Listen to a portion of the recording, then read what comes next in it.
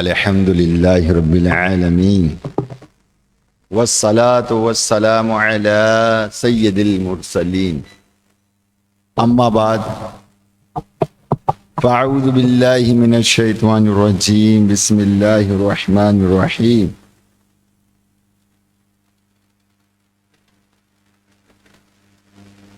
پڑھیے الصلاة والسلام علیک یا رسول اللہ وعلى آلك وصحابك يا حبيب الله الصلاة والسلام عليك يا نبي الله وعلى آلك وصحابك يا نور الله اللهم صل وسلم وبارك على سيدنا ومولانا محمد النبي الأمي الحبيب العالي القدر العظيم الجاه وعلى آله وصحابه وبارك وسلم صلاة وسلاما عليك يا سيدي يا سيدي يا مكي يا مدني يا عربي يا قريشي يا هاشمي يا ملجائي يا طبيبي يا كريمي يا رسول الله. فرمانے آخری نبی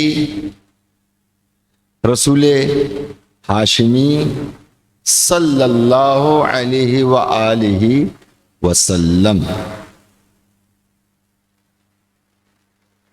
جس نے مجھ پر دن بھر میں 1000 درود پاک پڑھا، وہ اس وقت تک نہیں مرے گا جب تک جنت میں اپنی جگہ نہ دیکھ لے. صلو علی الحبیب صلی اللہ تعالی علی محمد. میرے میٹھے محترم اسلام بھائیو، الحمدللہ آپ نے سماعت کیا 1000 بار درود پاک. اللہ تبارک و تعالی 1000 درود پاک پڑھنے کی ہم سب کو توفیق رفیق عطا فرمائے تاکہ ہم جنت میں اپنا مقام دیکھ سکیں. اور در حقیقت یہ ہے کہ جنت کو ہم نے بہت ہی آسان سلسلہ سمجھ رکھا ہے، جبکہ جنت حاصل کرنا اتنا آسان نہیں ہے، کیونکہ جو بھی ہمارے کردار ہیں، ہمارے افعال ہیں، ہم ان سے بخوبی واقف ہیں اور جانتے ہیں کہ ہم اندر سے کیا، باہر سے کیا، نگاہیں کیا، دل کیا، سوچ کیا، فکر کیا، یہ ساری چیزیں جو ہے نا وہ ہمارے اندر موجود ہے. حقیقت یہ ہے کہ ہم اپنا کبھی بھی مشاہدہ نہیں کرتے، مگر سامنے والوں کے عیب ضرور ڈھونڈتے ہیں. سامنے والوں کے عیب ہم ضرور ڈھونڈتے ہیں، مگر ہم اپنے عیبوں کی طرف بالکل بھی نہیں دیکھتے. کسی نے کیا خوب کہا ہے، اوروں میں عیب ڈھونڈنا میرا مزاج تھا. اوروں میں، لوگوں میں ہے نا، عیب ڈھونڈنا میرا مزاج تھا. ایماندار شخص بھی جھوٹا لگا مجھے، ایماندار شخص بھی جھوٹا لگا مجھے. اور جب سے نگاہ اپنے گریبان میں پڑ گئی، اور جب سے نگاہ اپنے گریبان میں پڑ گئی، اس روز سے ہر آدمی اچھا لگا مجھے. اسی طرح میرے میٹھے محترم اسلامی بھائیوں،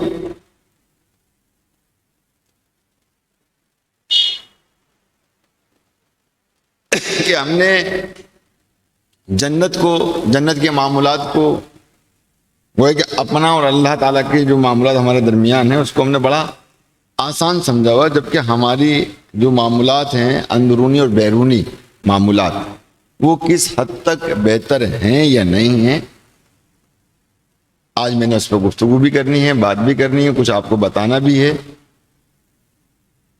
اور جنت کو ہمیشہ اس طرح نہ سمجھیں کہ لٹا کے اپنے کالے دھن کو عزت چاہتے ہیں ہم بدقسمتی سے، سارے برے اعمال کرتے ہیں، برے افعال کرتے ہیں، لٹا کر اپنے کالے دھن کو عزت چاہتے ہیں ہم، بہت آسان ترکیبوں سے جنت چاہتے ہیں ہم۔ تو یہ سب چیزیں اتنی آسان نہیں۔ اللہ تبارک و تعالیٰ ارشاد فرماتا ہے وَمِنَ النَّاسِ مَن يَقُولُ آمَنَّا بِاللَّهِ وَبِالْيَوْمِ الْآخِرِ وَمَا هُمْ بِمُؤْمِنِينَ يُخَادِعُونَ اللَّهَ وَالَّذِينَ آمَنُوا وَمَا يَخْدَعُونَ إِلَّا أَنفُسَهُمْ وَمَا يَشْعُرُونَ۔ یہ قرآن پاک سورہ بقرہ کی 2 آیت ہیں جو آیت نمبر 8 اور 9 ہیں۔ اس میں منافقین کا تفصیل کے ساتھ ذکر کیا گیا، منافقین کا۔ پیارے محترم اسلام بھائی، سورہ بقرہ میں اس مقام پر 3 قسم کے لوگوں کا ذکر ہے۔ نمبر 1 متقین، یعنی وہ مخلص مسلمان جنہوں نے دل سے بھی ایمان قبول کیا اور زبان سے بھی اقرار کیا۔ یہی لوگ ہدایت پر ہیں، یہی کامیاب ہیں، یہی وہ خوش بخت ہیں کہ جو قرآن کریم کی ہدایت کو قبول کرتے اور اس سے فائدہ اٹھاتے اور اپنی دنیا و آخرت سنوارنے میں کامیاب ہو جاتے۔ دوسرے نمبر پر وہ لوگ ہیں کہ جنہوں نے نہ زبان سے ایمان قبول کیا، نہ ان کے دل میں ایمان کا نور ہے، یہ کافر اور ضدی ہٹ درم ہیں۔ ان کے دل پر، کانوں پر مہر لگ چکی ہے، آنکھوں پر پردے ہیں اور آخرت میں ان کے لیے بڑا عذاب ہے۔ تیسرے نمبر پر وہ برے لوگ ہیں کہ جنہوں نے زبان سے تو کلمہ پڑھ لیا مگر ان کے دل میں ایمان داخل نہیں ہوا، انہوں نے دل میں کفر چھپایا اور جھوٹے منہ کلمہ پڑھا، یہ منافق ہیں، یہی سب سے بدتر کافر ہیں۔ ان کے متعلق اللہ کریم ارشاد فرماتا ہے ان المنافقین فی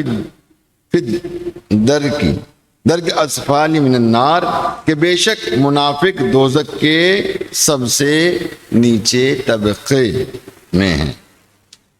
اللہ تبارک و تعالی ہمیں محفوظ فرمائے۔ اور اس سے معلوم ہوا کہ منافقوں کو کافروں سے بھی زیادہ سخت عذاب ہوگا۔ تو پیارے محترم اسلام بھائی، دیکھا آپ نے، اب الحمدللہ ہم لوگ مسلمان ہیں، ہم ایمان لے کر آئے اللہ پر، اللہ کے رسول پر اور قرآن پر، آخرت پر، اللہ کے نبیوں پر، چاروں کتابوں پر، مگر اس کے باوجود ہمارے اندر جو خرابیاں پیدا ہوتی ہیں، اشکال پیدا ہونا شروع ہو جاتے ہیں اور ہم من کے مفتی بن کے ساری باتیں کرتے ہیں، ہمیں اس پہ توجہ دینے کی ضرورت ہے۔ ہمیں تو اپنا کردار، یا یہ کہنا چاہیے کہ ہمیں زندگی کس طرح گزارنا چاہیے، یہ تو حضور علیہ الصلوۃ والسلام کی سیرت کو دیکھنا چاہیے، ان کی سنتوں کو دیکھنا چاہیے اور ان کی سنت پر جو ہے عمل کرنے کی کوشش کرنا چاہیے، کیونکہ یہی راہ نجات ہے، باقی کوئی راہ نجات نہیں۔ اب ایک انسان ہے، وہ عبادت بھی کرتا ہے، مسلمان بھی ہے، اور اس کے بعد بھی اس کے اندر ایک نفاق پایا جاتا ہے۔ اب نفاق کے بارے میں بھی لوگ سوچتے ہیں کہ نفاق کیا چیز ہے، لیکن نفاق ہم اندر سے کچھ ہیں، باہر سے کچھ ہیں، اور یہ بھی ایک منافقت کی جو ہے نا، یہ کا حصہ ہے نفاق۔ اور اس منافقت کے حوالے سے صحابہ کرام بھی خوفزدہ رہا کرتے تھے، میرے آقا تاجدار مدینہ علیہ الصلوۃ والسلام بھی۔ اب ہم دیکھیں ان چیزوں کو کہ ہم دنیا میں کس طرح بے خوف ہو کر جو ہے وہ زندگی بسر کر رہے ہیں، اب میں ایک چیز غور کر رہا تھا، دیکھیے کہ منافقین حضور علیہ الصلوۃ والسلام کے دور میں پائے جاتے تھے، صحابہ کرام کے درمیان بیٹھا کرتے تھے اور وہ مذاق اڑایا کرتے تھے، اور جب قرآن کی کوئی آیت ان کی مذمت میں اترتی تھی تو ان کے حال بے حال ہو جایا کرتے تھے، اور ایمان والوں کے ایمان مزید تازہ ہو جایا کرتے تھے۔ اب عام طور پہ جہاں جہاں تقاریر ہوتی ہیں، خطابت ہوتے ہیں، وہاں آپ نے غور کیا ہوگا کہ اکثر قرآن کی آیتوں کا بھی پڑھا جاتا ہے، حدیث پاک کو بھی عربی میں پڑھا جاتا ہے، روایتیں بھی بیان کی جاتی ہیں، مگر قرآن کی ان آیتوں سے جو ہمارے دل پر اثر ہونا چاہیے وہ ہوتا ہوا نظر نہیں آتا، بدقسمتی سے۔ اب دیکھیے نا، اگر کوئی بات دنیا کا کوئی وزیر اعظم یا انٹرنیشنل کوئی بھی ایسا شخص جو مشہور و مقبول ہو دنیا بھر کے اندر، اگر وہ کوئی بات کہے تو وہ کس طرح تیزی سے وائرل ہوتی ہے اور لوگ اس کا اثر جو ہے وہ لیتے ہیں۔ آپ نے یہ دیکھا ہوگا، اس کا اثر لوگ لیتے ہیں۔ اسی طرح وقت کا وزیر اعظم اگر کوئی بات کہے تو اس کا اثر ہر ایک بندہ لیتا ہے کہ بھائی وزیر اعظم نے یہ کہا یا صدر پاکستان نے یہ کہا یا پاکستان حکومت یہ کہہ رہی ہے، تو اس کا ایک اثر ہم لیتے ہیں۔ کیا اسی طرح جب ہم قرآن پاک کو سنتے ہیں تو کیا ہم ڈر جاتے ہیں؟ کیا ہم خوف میں آ جاتے ہیں؟ کیا ہم اپنے اعمال پر توجہ کرنے لگ جاتے ہیں؟ نہیں۔ اور حقیقت یہ کہ جو لوگ تقاریر کرتے ہیں، بیان کرتے ہیں، خطابت کرتے ہیں، وہ تو شاید یہ سمجھتے ہیں کہ ہم قرآن کی آیت دوران بیان کرتے ہیں، پڑھتے ہیں، تو ہم اپنے خطابت کو زینت دیتے ہیں اس حوالے سے۔ در حقیقت بات یہ نہیں ہے، اگر دیکھا جائے در حقیقت بات یہ نہیں، بات یہ ہے کہ جب قرآن پڑھا جاتا ہے تو اس بات کو جان لیجیے کہ اللہ کا حکم ہے یہ۔ اب اس حکم کے اگر منافی ہماری زندگی گزر رہی ہے، اس کے برعکس گزر رہی ہے، تو ہمیں فوراً اپنی اصلاح کر لینا چاہیے۔ اور اگر ہم اس کے اندر آ گئے ہیں اور قرآن واضح طور پہ بتا رہا ہے کہ بھائی یہاں کھڈا ہے، جاؤ گے تو گرو گے، جاؤ گے تو گرو گے، اب بتائیے جہاں کھڈا ہے اور جہاں کھڈے کا بتایا جا رہا ہے کہ یہاں جاؤ گے تو گرو گے، کہاں گرو گے؟ جہنم میں گرو گے۔ ایسے ہی نا، دنیا کے اعتبار سے عقل کیا کہتی ہے ہمیں؟ نہ خبردار یہاں سے مت جائیے گا، گر جاؤ گے آپ، یہاں سے کھڈا ہے، یہاں پر بظاہر ایسا لگ رہا ہے آپ کو، مگر یہ کہ کھڈا ہے، گر جاؤ گے آپ۔ اب وہ کھڈا نظر بھی نہیں آ رہا، اس پہ لوگوں نے جو نا وہ کیا کہنا چاہیے کہ وہ لکڑی کے تختے لگا دیے، اور تختے بھی ایسے کمزور ہیں کہ معلوم ہے کہ ایک پاؤں جائے گا تو خود پورا اندر چلا جائے گا، مگر عقل جو ہے اس وقت اس کو روک دے گی، نہیں خبردار، اس میں نقصان ہمارا اپنا ہے۔ تو ہم دنیا کے اعتبار سے اپنا نقصان دیکھتے ہیں، جنت اور دوزخ کے حوالے سے اپنا نقصان و فائدہ کیوں نہیں دیکھتے؟ کیوں نہیں دیکھتے؟ کیوں ہمارے اندر یہ خرابیاں پیدا ہوتی، کیوں ہمارے اندر نفاق پیدا ہوتا، کیوں منافقت والی حرکات و سکانات ہم سے ہوتی ہیں؟ بہت ساری ایسی چیزیں ہیں۔ اب اگر ایک کسی ایسے شخص کو لے لیں جو عبادت گزار ہے، ایک شخص عبادت گزار ہے، صحیح ہے نا، اس کو لے لیجیے۔ اب اس کے دل میں اندر اگر کوئی نفاق پیدا ہوتا ہے یا منافقت پیدا ہوتی تو وہ کس انداز میں ہوتی ہے؟ دیکھیے بنی اسرائیل کا واقعہ ہے۔ بنی اسرائیل کا ایک بڑا ہی عابد گزار بندہ تھا، وہ بیٹھا ہوا تھا اور ایک بادل اس پر سایہ فکن تھا۔ تو ایک شخص جو ہے نا بنی اسرائیل کا گناہ گار شخص تھا، اس نے مطلب یہ ہے کہ جب اس نیک بندے کو دیکھا تو اسے کہا میں اس کی صحبت میں بیٹھ کر مطلب کچھ اس کی برکت حاصل کر لوں گا، کچھ فیض حاصل کر لوں گا۔ مگر جب وہ بیٹھا اس بندے کے پاس تو اس بندے کو جو عابد گزار تھا وہ اس کو بیٹھنا اچھا نہیں لگا، اس نے تکبر کیا، اس کے دل کے اندر خرابی پیدا ہو گئی، اور اس نے کہا کہ تم کیوں بیٹھے ہو میرے پاس؟ تم اٹھو یہاں سے جاؤ، تم اٹھو اور یہاں سے جاؤ۔ اور جب وہ اٹھ کر یہاں سے گیا ہے تو جو بادل اس پہ سایہ فکن تھا وہ بادل اس گنہگار کے سر پہ سایہ فکن ہو گیا، وہ بھی اس کے ساتھ چلے گیا۔ اس وقت کے نبی علیہ السلام کو اللہ تعالیٰ نے وحی نازل فرمایا کہ ان دونوں کو کہو کہ میں نے اس گنہگار کے تمام گناہوں کو بخش دیا ہے اس کے حسن زن پر کہ یہ نیک بندہ ہے، وہ نیک بندہ ہے، یہ نیک بندہ ہے، اس کی نیک بندے کی صحبت میں رہوں گا تو مجھے بھلائی ملے گی، لہذا اس کے سبب میں نے اس کو بخش دیا اور اس کے تکبر، اس کے تمام گناہ کو بخش دیا۔ اور اس شخص کو جس نے میری عبادت کی تو تکبر کی بنا پر میں نے اس کی تمام عبادت اور ریاضت کو ضائع کر دیا. اب دونوں مل کر اثر نو جو ہے وہ عمل کرو. تو یہ اس طرح کی چیزیں جو نا ہمارے اندر جو نا پائی جاتی ہیں عام طور پر. اور دیکھیے میں آپ کو ایک اور روایت جو میں پڑھ رہا تھا آپ کو سناتا چلوں اس حوالے سے کہ ہم دنیا میں کیا کیا کرتے ہیں. دیکھیے منقول ہے کہ جب سرکار مدینہ علیہ الصلوۃ والسلام اپنے صحابہ کرام کی ایک مجلس میں تشریف فرما تھے، بیٹھے ہوئے تھے، تو صحابہ کرام نے ایک آدمی کا ذکر کیا اور اس کی بہت زیادہ تعریف کی. کیا کی؟ بہت زیادہ اس کی تعریف کی. ابھی وہیں تھے کہ وہ آدمی بھی آ گیا، سب وہیں جمع تھے، وہ آدمی بھی آ گیا. وضو کے اثر سے اس کے چہرے سے پانی کی قطرے بہ رہے تھے.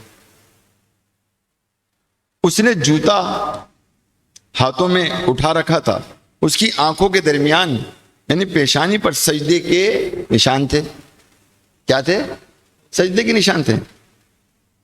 اب یہ تمیز بھی میں آپ کو باندھتا کہ اب سوچیں، ایک تو وہ عبادت گزار تھا بہت زیادہ، صحابہ کرام بھی اتنے متاثر تھے اس شخص سے کہ انہوں نے حضور علیہ الصلوۃ والسلام کی بارگاہ میں اس کی تعریفوں کو پل باندھ دیے. اگر ہم کسی عبادت گزار کو دیکھیں، ظاہر ہم تو حسن ظنی رکھیں گے نا کہ یار یہ اللہ کا نیک بندہ ہے، بڑا عبادت کرتا ہے، اور یہ ہمیں رکھنا چاہیے.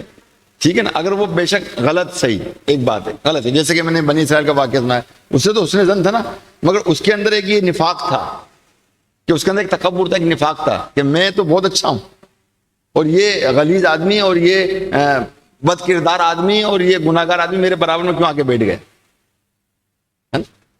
بیٹھ گئے. تو اس بنا پر ساری چیزیں اس کی ضائع ہو گئی اور اس کے گناہ صرف حسن ظن کی وجہ سے معاف ہو گئے.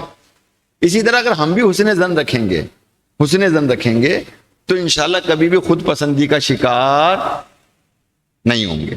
خود پسندی بھی تکبر ہے، ایک بات یاد ہے، خود پسندی بھی تکبر ہے، اور اپنے آپ کو خوب اچھا جاننا اور دوسرے والے کو حقیر جاننا. اور جب ہمارے اندر یہ چیز پیدا ہو گئی کہ نہ جانے کہ یہ بندہ جو ہے اللہ کی بارگاہ میں اس کا کیا مقام ہے، میں تو ناچیز ہوں. کیا چیز ہوں؟ میں تو ناچیز ہوں، ہے نا. اس سے وہ دعائیں بھی کروائے حسن ظن کے سبب. اب حسن ظن بھی ایسا ہو کہ مطلب ناٹک نہ ہو.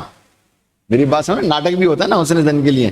مطلب زبان سے تو حسن ظن ہے اور دل میں خرابی ہے، اس کے دل میں خرابی ہے. مثال کے طور پہ اب دیکھیں، یہ بھی ایک نفاق ہے کہ ریاکاری کے حوالے سے مطلب یہ ہے کہ ایک شخص بڑا نیکوکار ہے، بڑی عبادت گزار ہے، اور وہ ایک ایسے شخص کے پاس نہ اس کے پاس ایک ٹائم کی نماز ہے نہ کچھ ہے کہ نہ بھائی میں تو بڑا گنہگار بندہ ہوں، بڑا ہوں، اور وہ اپنی ایک اجتماعی طور پر وہ اپنے نفس کی مذمت کر رہا ہے. وہ اس سبب کر رہا ہے کہ سامنے والا مجھے نیکوکار ہے، کیا کہ نہیں آپ بڑے نیکوکار ہو، بہت اچھے ہو، فلانا ہو، اس طرح سے، اور وہ بھولے نہیں سماتا. تو یہ ساری چیزیں جو انسان کی یہ خرابی ہے دل کے اندر. اور یہ دل کی جو خرابی ہے نا، یہ بات یاد رکھیں، میں نے پڑھا، میں نے 2-3 دفعہ پڑھا آج کے بیان کے حوالے سے. یقین جانے میں کہ میں کہاں سے شروع کروں، کہاں ختم کروں. سمجھ رہے؟ یہ چیزیں انسان کو جنت سے دور اور اس کے درجات سے بھی دور کرتی ہیں. اگر جنت مل جائے تو اگر فرض کریں کہ اللہ تعالیٰ اس کو معاف بھی کر دے گا، مگر اس کے درجات میں کمی کر دے گا رب العالمین، اس نفاق کی وجہ سے، اس منافقت کی وجہ سے. تو پیارے محترم اسلامی بھائیوں، تو ہمیں جو ہے نا مطلب یہ ہے کہ جو بھی کچھ کہنا ہے بالکل ریئل انداز میں. جب ہم تہ دل سے کوئی بات کہیں گے کسی بھائی کے لیے کہ باقی یہ نیکوکار ہے اور ہم اس سے دعائیں کروائیں، ٹھیک ہے نا، اور کوئی مطلب اس کے اندر بناوٹ نہ ہو، تو سمجھ لیجیے کہ وہ شخص کامیاب ہو گیا. وہ کامیاب، وہ اللہ کی بارگاہ میں کیا پتہ کہ اس بندے سے بلند اس نے مقام حاصل کر لیا، اس کو پتہ ہی نہیں. اور جس بندے کو پتہ لگ جائے کہ میرا مقام یہ، سمجھ لیجیے اس کا مقام مل ہو گیا. ٹھیک، تو ہوتا یہی ہے کہ بندہ جو ہے اللہ کی عبادت اور ریاضت کرتا رہے، اللہ کی خوشنودی حاصل کرتا رہے، اخلاص کو حاصل کرتا رہے، اپنے آپ کو نفاق سے، تکبر سے، ریاکاری سے بچاتا رہے، اور اخلاص کے ساتھ رضا الہی کے حوالے سارے کام کرتے رہے. ٹھیک، کرتا رہے. کوئی بعید نہیں کہ اللہ تعالیٰ اس کی زندگی میں اس کو ولایت کا تاج پہنا دے، اور نہیں تو مرنے کے بعد بھی اس کو تاج ملتا ہے. اس کو مرنے کے بعد بھی اس کو پتہ لگتا ہے میں تو اللہ کا ولی نکلا. ٹھیک ہے نا. تو بہرحال اب یہاں پر آئیے، جو واقعہ میں آپ کو سنا رہا تھا اور اس پہ ذرا غور کیجئے کہ وہ شخص جس کا صحابہ کرام بڑے متاثر تھے اور انہوں نے باقاعدہ حضور علیہ الصلوۃ والسلام کی بارگاہ میں اس کی کافی تعریف کی، اور وہ شخص اتفاق سے وہ بھی اسی مجلس میں آنے لگا، اور اس نے بھی وضو کیا تھا، اور وضو کے جو پانی قطرے ٹپک رہے تھے، اور یہاں تک کہ سجدے کا نشان بھی تھا. تو صحابہ کرام نے عرض کیا کہ یا رسول اللہ صلی اللہ علیہ وسلم، یہ وہ آدمی ہے جس کی بابت ہم عرض کر رہے ہیں، جس کے بارے میں ہم عرض کر رہے تھے. تو حضور اکرم صلی اللہ تعالی علیہ وسلم نے فرمایا میں اس کے چہرے پر شیطانی اثر دیکھ رہا ہوں. کیا فرمایا؟ میں اس کے چہرے پر شیطانی اثر دیکھ رہا ہوں، شیطانی اثر دیکھ رہا ہوں. آخر وہ آدمی آیا، اس نے سلام کہا اور صحابہ کرام علیہ رضوان کے ہمراہ بیٹھ گیا. حضور نبی کریم رؤوف رحیم صلی اللہ تعالی علیہ وسلم نے فرمایا میں تجھے خدا کی قسم دیتا ہوں، میں تجھے خدا کی قسم دیتا ہوں، جب تو نے جماعت کو دیکھا تو کیا تیرے دل میں یہ بات نہیں آئی کہ ان میں تجھ سے زیادہ بہتر کوئی نہیں ہے؟ کیا بات پیدا ہوئی تھی کہ اتنی ساری جماعت کو اس نے دیکھا، اس کے اندر اس نے اپنے آپ کو بہتر جانا. کیا جانا؟ اس نے کہا کہ میں تو ان سے بہتر ہوں. تو کیا تیرے دل میں یہ بات پیدا نہیں ہوتی؟ تو اس نے کہا کہ خدا گواہ ہے یہ بات بالکل ٹھیک ہے. یہ وہ صحابہ کرام نے فوراً اپنی اصلاح نہیں کیا کرتے تھے، ہٹ درمی نہیں کیا کرتے. آج اگر کسی کی اصلاح کرو نا تو لوگ ہٹ درمی پہ آ جاتے ہیں، لڑنے پہ آ جاتے ہیں، جھگڑنے پہ آ جاتے ہیں، صحیح نا؟ کیونکہ یہ جو لڑنے پہ آتے ہیں، جھگڑنے پہ آتے ہیں نا، تو اس کا مطلب یہ ہے کہ ان کے دل میں خوف خدا نہیں ہے، زبان پر ہے. میں تو اللہ سے ڈرتا ہوں مگر خوف خدا نہیں ہے. جب تک قلبی طور پہ خوف خدا نہ ہو، زبانی طور پر ہو، تو یہ بھی نفاق ہے. کیا ہے؟ یہ بھی نفاق، اس سے بچنا ہے. تو اب دیکھیے پیارے محترم اسلام بھائی، حضور اکرم صلی اللہ علیہ وسلم نے دعا فرمائی کہ اللہ تعالی ہمیں معافی، اللہ تعالی میں معافی مانگتا ہوں اس سے جو میں جانتا ہوں اور جو میں نہیں جانتا. عرض کیا گیا کہ یا رسول اللہ صلی اللہ علیہ وسلم کیا آپ بھی ڈرتے ہیں؟ یہ دیکھیں آپ، یا رسول اللہ صلی اللہ تعالی علیہ وسلم، یہ دیکھیں یہ بڑی سمجھنے والی بات ہے. ہم کتنے بے خوف ہیں، وہ اللہ کے نبی ہیں جن کے سبب جنت دوزخ، اللہ اکبر، ہمارے توبہ کرنے میں ہمیں جنت عطا کر دی جائے گی الحمدللہ، اور انہیں کے سبب ساری دنیا سجائی گئی ہے. صحابہ کرام عرض کرتے ہیں کہ یا رسول اللہ صلی اللہ علیہ وسلم کیا آپ بھی ڈرتے ہیں؟ تو آپ نے فرمایا کہ میں کس طرح بے خوف ہو جاؤں.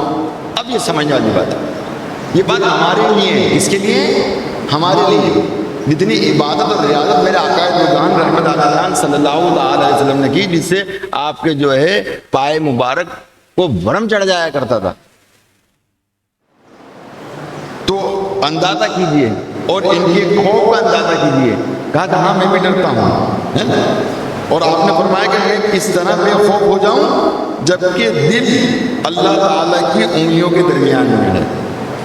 اللہ کے انگلیوں کے درمیان میں کیا؟ دل. کیا بولو؟ دل.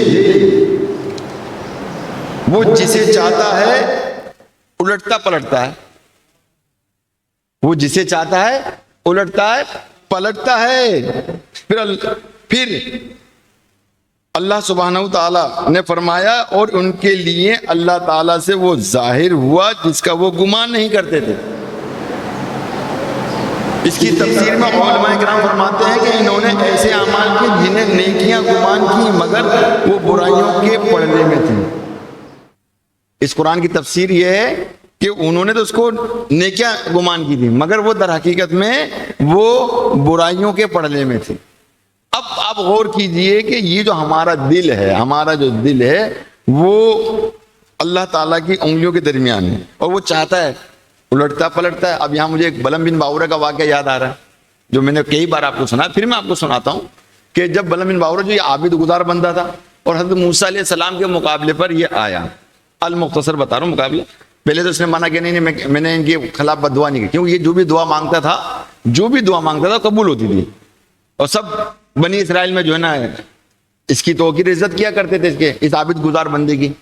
اور پھر ہوا کچھ یوں کہ جب اس نے جو نا مطلب یہ ہے کہ انکار کیا تو لوگوں نے اس کو مال و متاع دیا. کیا دیا؟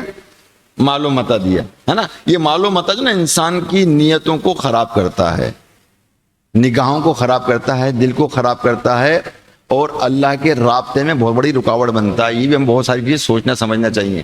انسان سوچتا کیا ہے؟ سوچتا ہے کہ چلو مال آ رہا ہے آنے دو.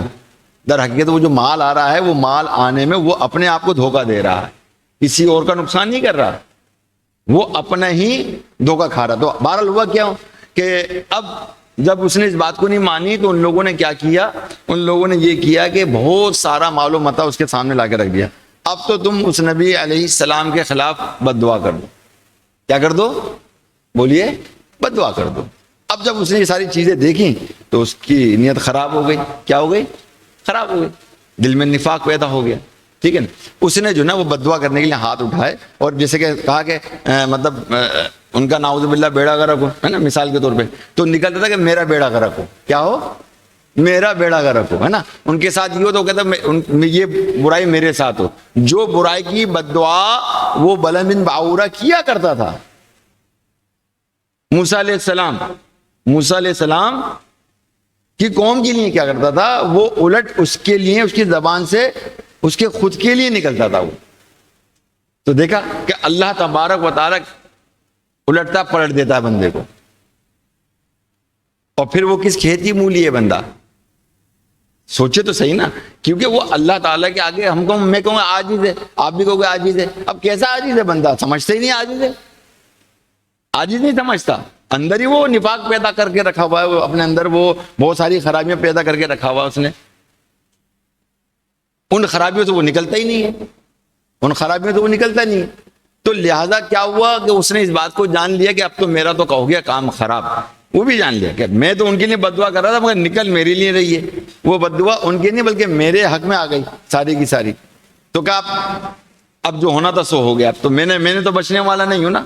تو پھر اس نے ان کو ایک مشورہ دیا, برا مشورہ دیا کہ اپنی خواتین کو جو ہے نا برہنہ چھوڑ دو. اس قوم میں سے جو کوئی بھی اس کے ساتھ بدفعلی کر لے گا تو سمجھ لو کہ تمہیں فتح حاصل ہو جائے گی. موسیٰ علیہ السلام کے منع کرنے کے باوجود جو نا اس میں سے ایک نے جب یہ حرکت کری تو پاسا پورا پلٹ گیا. اور آج بھی یہود و نصارہ, کون بولے؟ یہود و نصارہ آج بھی اپنی خواتین کو جو نا مسلمانوں کے آگے سمجھے نا, مسلمانوں کے آگے جو نا وہ آ جاتے ہیں. اور یہ کچھ نہیں, یہ ان کی ایک بڑی سازش ہے کہ ان کی اولاد پیدا کی جائے مسلمانوں کی, اور انہی کی اولاد کے ذریعے ہی ان مسلمانوں کو ختم کیا جائے. یہ ان کی سازشیں, اور یہ سازشیں بڑی کامیاب جا چکی ہیں.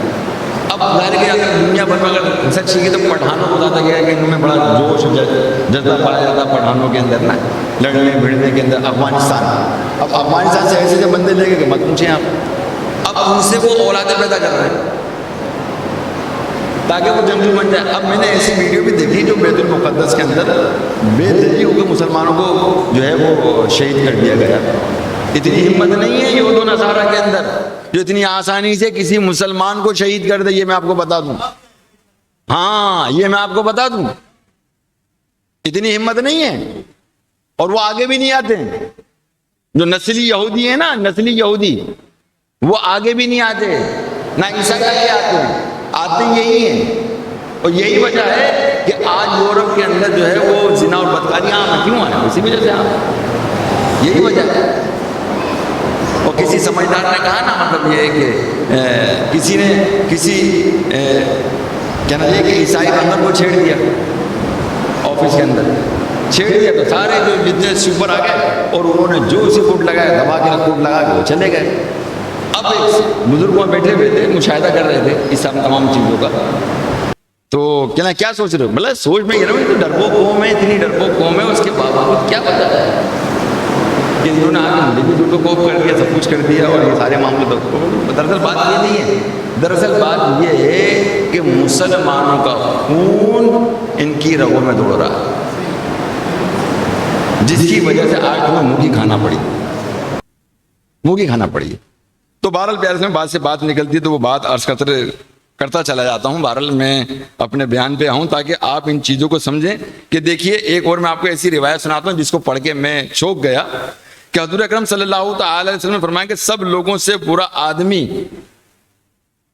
بلکہ یہاں ہے ہاں سب حضور علیہ الصلوۃ والسلام نے فرمایا کہ سب لوگوں سے برا آدمی دو رخا آدمی ہے۔ کون سا آدمی ہے؟ دو رخا آدمی ہے کہ جو اس کے ساتھ ایک رخ کے ساتھ پیش آتا ہے اور دوسرے کے ساتھ دوسرے رخ کے ساتھ پیش آتا ہے۔ ایسا یہ بھی نفاق ہے، دیکھا آپ نے، یہ بھی منافقت ہے۔ آپ سے ملا آپ جیسی بات کر دی، ان سے ملا تو ان جیسی بات کر دی، ہے نا، اور مطلب یہ ہے کہ بس اپنے آپ کو اچھا ثابت کر دیا، اپنے آپ کو اچھا ثابت کر دیا۔ تو یہ اچھا ثابت ہونا مطلب سب جگہ سے اچھائی ثابت ہونا یہ بھی منافقت ہے، یہ بھی بتا دوں گا آپ کو کہ اس نے ہر ایک کو نبھایا، اچھے کو برے کو، کبھی اس نے حق کی بات نہیں کی۔ اس کا مطلب یہ کبھی اس نے حق کی بات نہیں۔ جب بندہ حق کی بات کرے گا نا، حق کی بات کرے گا، یہ بات یاد رکھیے گا اس کے مخالف ضرور پیدا ہوں گے۔ یہ بات یاد رکھیے، اس کے مخالفت اس کی جو کرنے والے یقیناً لوگ ہوں گے اور اس کی مخالفت کریں گے، اور یہی حق کی پہچان ہے۔ کس کی پہچان ہے؟ یہ حق کی پہچان۔ جو حق پہ ڈٹا رہے گا ظاہر مخالف سامنے ہوگا، اور سب سے بڑا مخالف کون ہے ہمارا؟ بولو شیطان۔ اور شیطان ہی لوگوں کے دلوں میں مخالفت ڈالتا ہے، اور لوگ من کے مفتی بن کے جو بہت ساری باتیں کرنے لگ جاتے ہیں جس کی وجہ سے جو نا وہ پھر ان کی سنڈ باتیں کرتے ہیں۔ نہیں، ہمیں اپنا کردار، ہم نے اپنا عمل جو ہے قرآن و سنت کے مطابق دیکھنا ہے۔ اب اس بات پہ غور کر لیجئے جو میں نے حدیث سنائی آپ کو کہ اب اس کا عذاب کیا ہے۔ حضور اکرم صلی اللہ تعالی علیہ وسلم فرمایا کہ جو دنیا میں دو زبانوں والا یعنی دو رخا ہوگا، دو طرح کی دو رخا ہوگا، تو اللہ تعالیٰ اسے آخرت میں دو زبانوں والا بنا دے گا۔ کتنی زبانوں والا بنا دے گا؟ اور یہ بطور سزا ہوگا اس کے لیے۔ کیا ہوگا؟ بطور سزا ہوگا۔ اب ایمانداری سے بتائیے ایسے معاملات ہیں نہیں ہمارے درمیان، بتائیے تو پھر ہم حق کی بات کیسے کر سکتے ہیں؟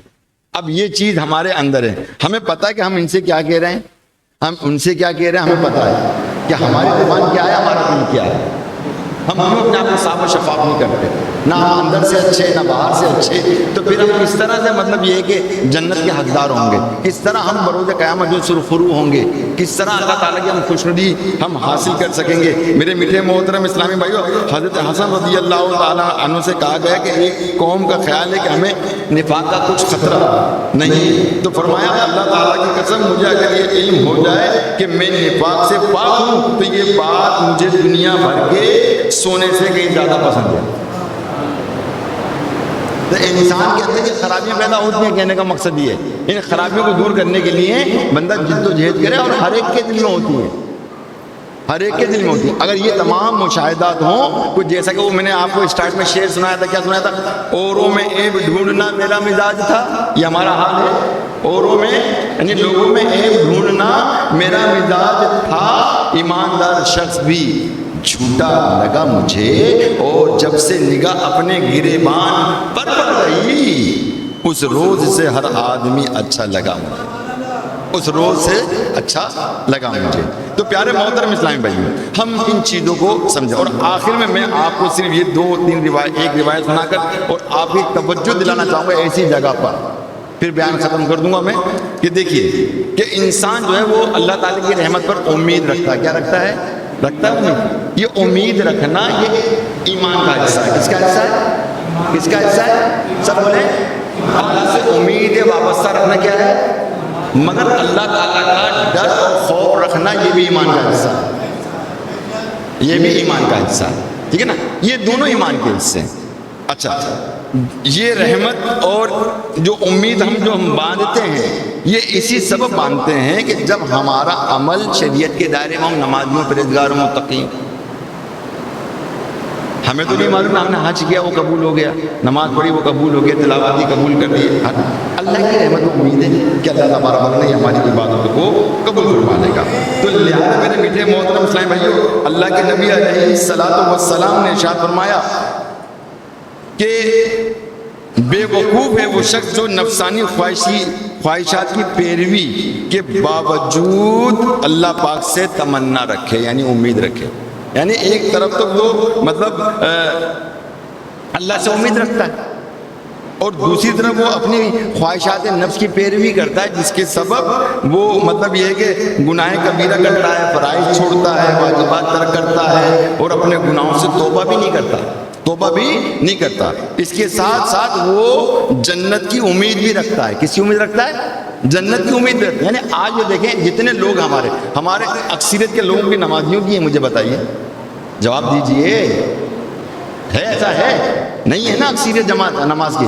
اچھا اگر ان کو دیکھا جائے، ان کا مشاہدہ کریں، اس میں کتنے ایسے لوگ ہیں اگر مشاہدہ کریں تو وہ سب کے سب جو ہے نا جنت کے حقدار بننا چاہتے ہیں۔ ایسا ہے یا نہیں ہے؟ ایسا ہے؟ بولے نا بھیا، مر گیا اللہ بخشے گا۔ کیا بخشے گا؟ بے نمازی مر گیا اللہ بخشے گا۔ کون بخشے گا؟ اللہ بخشے گا۔ تو یہ بہترین اپنے آپ کو دھوکہ دینا ہے۔ کیا ہے؟ بہترین اپنے آپ کو دھوکہ دینا ہے۔ قرآن مجید ارشاد فرماتا ہے اس حوالے سے کہ کیا ہم مسلمانوں کو یا مجرموں سا کر دیں گے، یعنی ہم مطلب یہ کہ جو مسلمان ہیں اور جو مجرم ہیں، کیا ان کو ہم ایک جگہ کر دیں گے؟ اب آپ سے میرا سوال ہے کہ جو بندہ بے نمازی ہے، اور جو نمازی ہے، کیا اللہ تعالیٰ ان دونوں کو ایک جگہ کر دے گا؟ اللہ تو منع فرما رہا ہے قرآن پاک کے اندر، نہیں نا؟ جو ماں باپ کا نافرمان ہے اور جو فرمان بتا رہے ہیں ان کو ایک جگہ کرتا ہے۔ ٹھیک ہے بھائی، تو نافرمانی کرتا رہے، تو بے نمازی کرتا ہے، اور تو بے شک تو زکات نہ دے، بے شک سے جتنے تیرے کو گناہ کرنا ہے، چوری چکاری کرنا ہے، زنا کرنا ہے، بدکاری کرنا ہے، اور ایک مطلب پرہیزگار متقی پرہیزگار بندہ ایک طرف کھڑا ہوا ہے، ہم نے تم دونوں کو برابر کر دیا، وہ برابر کرے گا؟ جواب دیجئے، وہ جواب بولے وہ برابر کرے گا؟ یقیناً وہ برابر نہیں کرے گا۔ وہ تو خود اللہ تعالیٰ قرآن مجید میں ارشاد فرمایا کہ میں ان دونوں کو برابر کبھی نہیں کروں گا۔ جب وہ کبھی نہیں کرے گا تو اس کے الفاظ تبدیل نہیں ہوتے۔ تو پیارے اسلامی بھائیو، پھر کیوں تم مصلی میں کھڑے نہیں ہوتے؟ کیوں نمازوں کا اہتمام نہیں کرتے؟ کیوں ہم گناہوں سے دور نہیں بھاگتے؟ کیوں ہم نے گناہوں کو اپنے ساتھ وابستہ بنا لیا ہے، وابستہ کر لیا اور کہہ دیا ہے کہ دنیا داری بھی تو کوئی چیز ہے، دنیا داری بھی تو کوئی چیز نہیں ہے، سب دین ہے۔ دنیا داری کوئی چیز نہیں ہے، سب دین ہے، دین پہ عمل کرو، کیونکہ دین ہمارا مکمل ضابطہ حیات ہے، اور ہم اس پر عمل کرتے ہوئے حضور علیہ السلام کی سنت پر عمل کرتے ہوئے ہی راہ نجات حاصل کر سکتے ہیں، ورنہ یہ دل اتنا خراب ہے، یاد رکھیں کہ یہ دل خرابی کے سبب ہمیں جہنم میں داخل کر دے گا۔ اس کو بھی بچائیے، اپنے آپ کو بھی بچائیے، اپنے جسم کو بھی بچائیے۔ اللہ تعالیٰ آپ کو مجھ کو سب کو عمل کرنے کی توفیق رفیق عطا فرمائے، آمین، جاہ نبی الامین صلی اللہ علیہ وآلہ وسلم۔